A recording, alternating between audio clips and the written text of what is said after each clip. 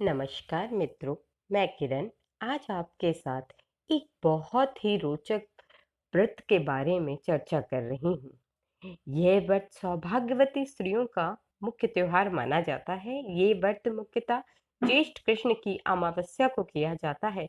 इस दिन वट वृक्ष यानी कि बरगद के वृक्ष की पूजा की जाती है। अब हमारे अब मैं आपको ये बताना चाहूंगी कि ये वट वृक्ष आखिर है क्या। बरगद का ये एक विशालकाय वृक्ष है। बरगद के इस विशालकाय वृक्ष में कई जटाएं निकली हुई होती हैं। इस वट में वट का बहुत अधिक महत्व है।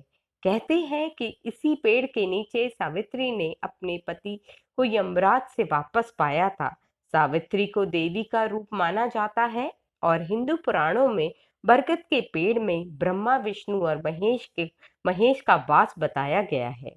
मान्यता के अनुसार ब्रह्मा वृक्ष की जड़ में, विष्णु उसके तने में और शिव ऊपरी भाग में रहते हैं।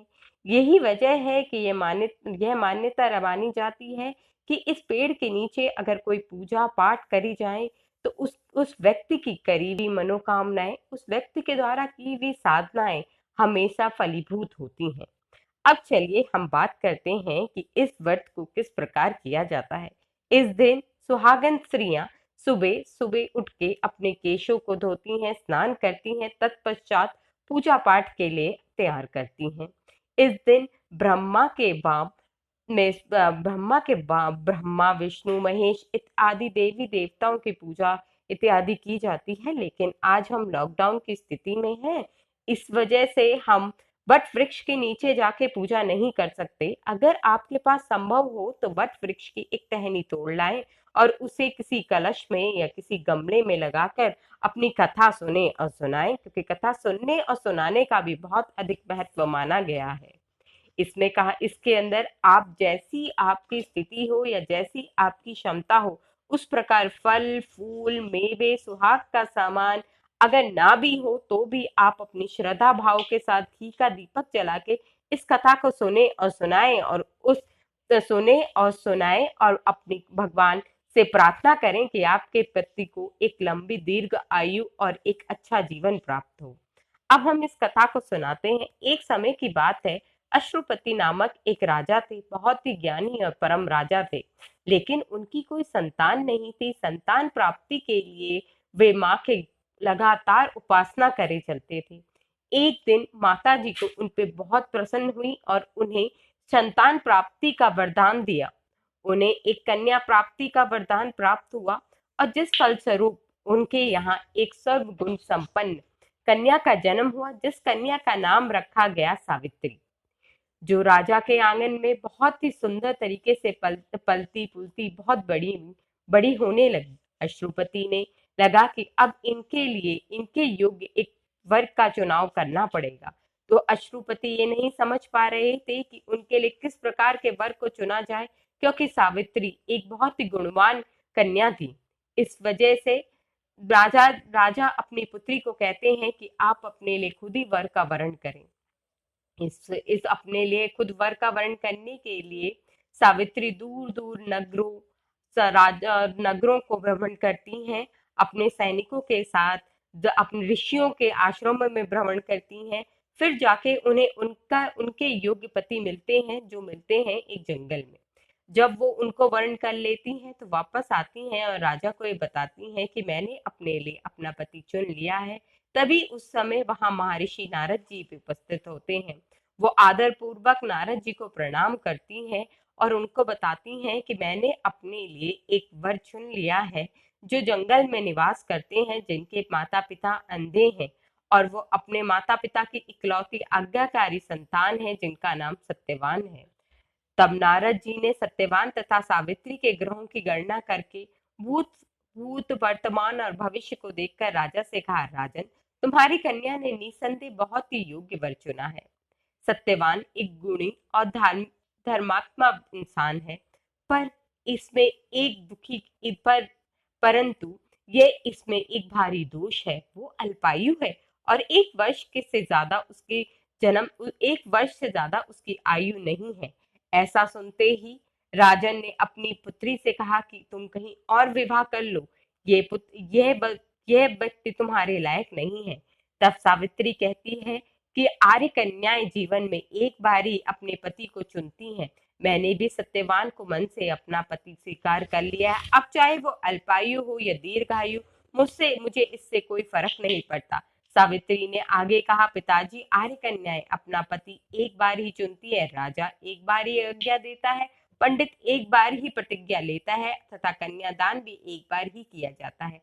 अब चाहे वो अब चाहे जो हो, सत्यवान ही मेरे पति होंगे।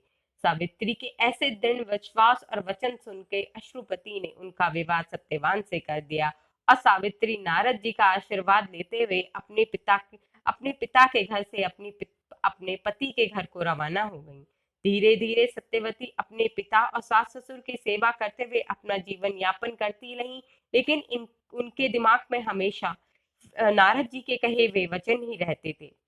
धीरे धीरे समय बीतता चला गया। अब सत्यवान के मृत्यु का समय समीप आने लगा।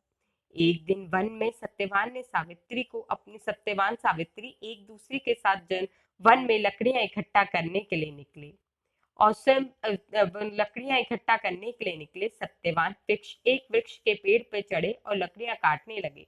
वृक्ष पर चढ़ते ही सत्यवान के सिर में बहुत तेजी से असहनीय पीड़ा हुई। वह वृक्ष से नीचे उतर आए और सावित्री ने उसे पास के वड के वृक्ष के नीचे रख दिया। और तभी सावित्री के हृदय कांप रहा था। तभी उन्होंने दक्षिणी दिशा से यमराज को आते हुए देखा। यमराज और उसके दूत धर्मराज सत्यवान के जीवन को लेकर चल दिए। सावित्री उनके पीछे पीछे चल दी। पीछा करते करते सावित्री को यमराज ने समझाया, वापस लौट जाने को कहा, परंतु सावित्री ने कहा, ये यमराज, पत्नी और पत्नी पर मैं अपने पत्नी धर्म का पालन कर रही हूँ। वह पति की छाया की तरह उसका अनुगमन कर रही हूँ। पति के पीछे जाने से मुझे कोई भी नहीं रोक सकता। ये मेरा स्त्री धर्म है। पतिव्रता के प्रभाव से और उनकी कृपा से कोई मेरी गति नहीं रोक सकता। यह मेरी मर्यादा है। इसके विरुद्ध कुछ भी बोलना आपके लिए अशोभनीय होगा। सावित्री के धर्मयुक्त वचनों को सुनकर यमराज ने उनसे उनके पति के अलावा बाकी कोई भी वर मांगने को कहा तो सावित्री ने यमराज से अपने सास ससुर के लिए आंखें मांगी और उनके लिए ज्योति की मांग की। यमराज तथास्तु कहकर आगे बढ़ गए। फिर भी सावित्री ने यमराज का पीछा नहीं छोड़ा। यमराज ने उन्हें फिर वापस लौट जाने को कहा। इस पर सावित्री ने कहा, हे धर्मराज, मुझे अपने पति के पीछे चलने से कोई भी परेशानी नहीं और ये मेरा कर्तव्य है और इससे मुझे कोई हटा सकता नहीं। इन सब से प्रसन्न होकर यमराज ने सावित्री से कहा कि तुम अपने पति के प्राणों की बजाय और कोई भी वर मुझसे मांगो, मैं तुम्हें दूंगा। सावित्री ने अपने सास ससुर के खोए हुए राज्य की मांग की और अपने लिए 100 भाई और बहनों का वर मांगा। यमराज ने पुनः तथास्तु कहकर आगे बढ़ गए, परंतु सावित्री ने अब भी यमराज का पीछा नहीं छोड़ा। यमराज ने फिर उनसे वापस लौट जाने को कहा, किंतु सावित्री अपने प्रण पर अडिग रही। तब यमराज ने कहा, हे देवी, यदि तुम्हारे मन में और कोई भी कामना है तो कहो, जो मांगोगी वही मिलेगा। इस पर सावित्री ने कहा, यदि आप सच में मुझे कुछ देना चाहते हैं और मुझे प्रसन्न करना चाहते हैं या मुझसे आप प्रसन्न हैं तो मुझे 100 पुत्रों की मां बनने का वरदान दे। यमराज तथास्तु कह के आगे बढ़ चले। यमराज के पीछे मुड़कर देखा तो सावित्री अभी भी उनके पीछे चली आ रही थी। तब वो बोले, अब भी तुम वापस नहीं गई? अब तो मैंने तुम्हें तुम्हारा मुंह मांगा वरदान दे दिया है, फिर भी तुम मेरा पीछा क्यों नहीं छोड़ी? सावित्री बोली, धर्मराज, आपने मुझे 100 पुत्रों की मां बनने का वरदान तो दे दिया, पर क्यों मेरे पति को मुझे वापस नहीं देते? इनके बिना मुझे 100 पुत्रों की प्राप्ति कैसे होगी? सावित्री के धर्मनिष्ठ पति भक्ति और शक्तिपूर्ण वचनों को सुन यमराज ने सत्यवान के जीवन को मुक्त कर दिया और सावित्री को वर देकर यमराज अंतर्ध्यान हो गए। सावित्री उसी वट वृक्ष के नीचे पहुंची जहां सत्यवान का शरीर पड़ा हुआ था। कहते हैं ये वही वट वृक्ष है जिसने अपनी जटाओं में सावित्री के पति सत्यवान के प्राण शरीर की रक्षा की थी। सावित्री के प्राण सावित्री ने प्रणाम करके जैसे ही वट वृक्ष की परिक्रमा पूरी की, सत्यवान के मृतक शरीर में जीवन फिर से आ गया। दोनों हर्षपूर्वक अपने घर की ओर चल दिए। ये देख कि ससुर की आंखें उन्हें वापस मिल गई है, उनके नेत्रों में ज्योति आ गई है और उन्हें उनका राज्य वापस मिल गया है। ये देख सावित्री बहुत ही प्रसन्न हुई और इस युग सत्यवान और सावित्री चिरकाल तक राज्य सुख भोगते रहे और चारों दिशाओं में सावित्री के पति व्रता धर्म का पालन करने की कीर्ति गूंजती रही। जिस प्रकार ये सत्यवान और सत्यवती की ये कथा सुनने और सुनाने और कहने से सभी मनोकामनाओं की पूर्ति होती है, उसी प्रकार मैं भगवान से प्रार्थना करती हूँ कि जो भी इस कथा को सुने और सुनाए उसकी सभी मनोकामनाओं की पूर्ति हो। इसके साथ मैं इस कथा को समाप्त करती हूँ। धन्यवाद।